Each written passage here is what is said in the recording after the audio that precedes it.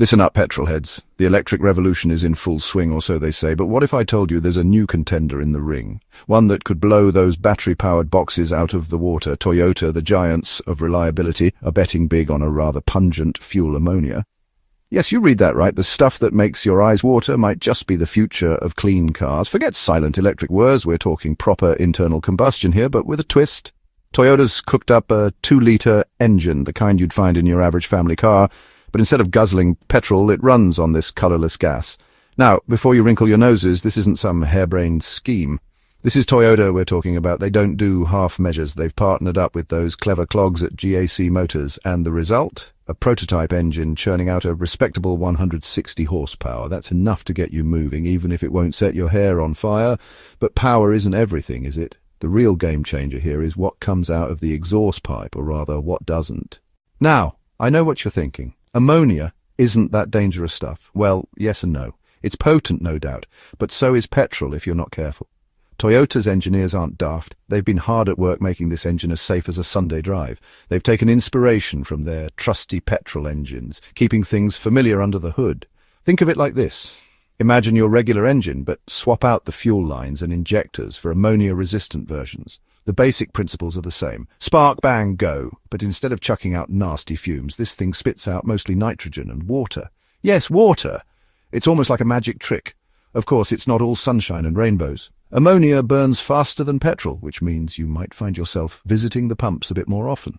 But hey, at least you won't be tethered to a charging point for hours on end like those electric car folks. Speaking of electric cars, let's address the elephant in the room, shall we? They're all the rage these days, but are they really as green as they're made out to be? Dig a little deeper, and you'll find a dirty secret lurking beneath those shiny, eco-friendly badges. Battery production is a mucky business, and the electricity they guzzle often comes from, you guessed it, fossil fuels. Ammonia, on the other hand, can be produced using renewable energy sources. Imagine wind farms churning out clean ammonia, ready to fuel your car. Now that's what I call a closed-loop system, and with up to 90% less CO2 emissions than your average petrol guzzler, it's a no-brainer for the environment. But wait, there's more. Remember those long charging times I mentioned? Well, with ammonia, you can kiss those goodbye. Filling up is as quick and easy as with a petrol car. Just pull up to the pump, give it a squirt, and you're good to go. No more range anxiety, no more planning your life around charging stations. Now, I'm not saying electric cars are bad. They have their place, especially in cities. But for those of us who like to roam free, who yearn for the open road, they just don't cut it.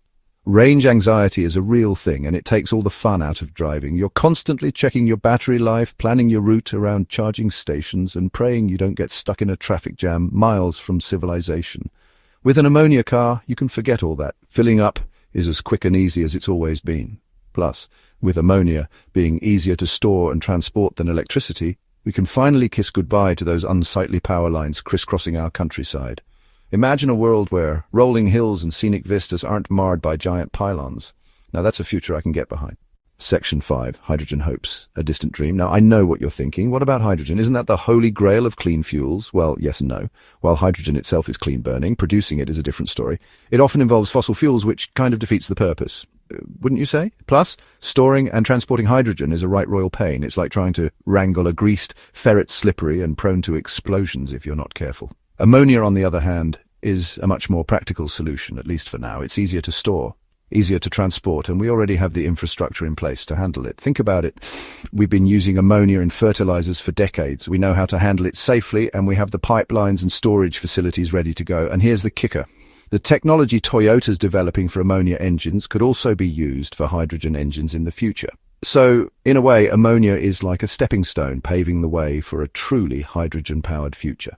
Now, I'm not going to pretend that ammonia is a silver bullet. It has its downsides, just like any other fuel. For starters, there's the cost. Right now, producing green ammonia is still relatively expensive, but that's likely to change as technology improves and production scales up. Then there's the safety aspect. Ammonia is toxic, and a whiff of it is enough to clear a room. But let's not forget that petrol is flammable, and diesel fumes are carcinogenic. Toyota's engineers are working hard to make these engines as safe as houses, with robust tanks and leak detection systems. And finally, there's the issue of those pesky nitrogen oxide emissions. While ammonia combustion itself doesn't produce carbon dioxide, those nitrogen oxide emissions can contribute to smog and acid rain. But again, Toyota's on the case, developing catalytic converters that can scrub those nasty nitrogen oxide emissions clean. So, what's the timeline for all of this? Well, Toyota's not messing about. They're aiming to have these ammonia engines in production cars by 2026. That's right around the corner, people. And they're not stopping there. They're also working on hybrid models that combine ammonia engines with electric motors for even greater efficiency.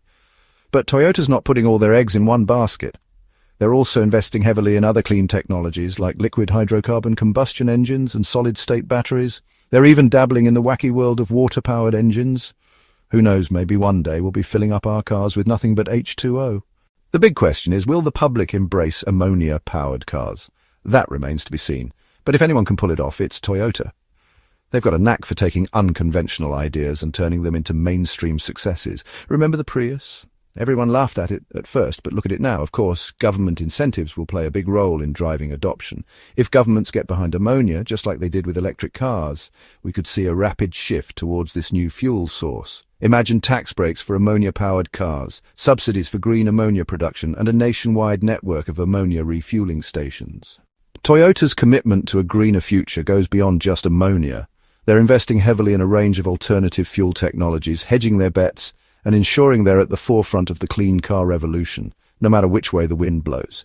They're working on improving hydrogen fuel cell technology, aiming to make it more efficient and affordable. They're also pouring resources into solid-state battery research, hoping to create batteries that charge faster, last longer, and are less reliant on rare earth minerals. And let's not forget their work on liquid hydrocarbon combustion engines, which offer a potential pathway to cleaner combustion without completely abandoning the internal combustion engine. Toyota's message is clear. They're not just following the crowd, they're forging their own path. They're exploring every avenue, experimenting with every possibility, all in the pursuit of a cleaner, more sustainable future for everyone.